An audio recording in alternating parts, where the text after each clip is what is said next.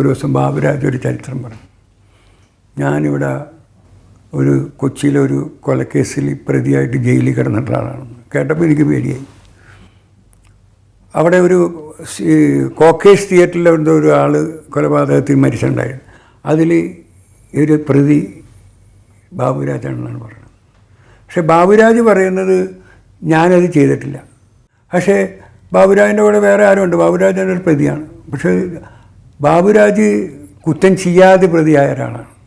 കാരണം എന്ന് വെച്ചാൽ പുള്ളി ഫ്രണ്ട്സ് വിളിച്ച് അവിടെ ചെന്ന് വിട്ട് നമുക്കൊരു നിയമമുണ്ടല്ലോ, തെളിവുകളാണല്ലോ.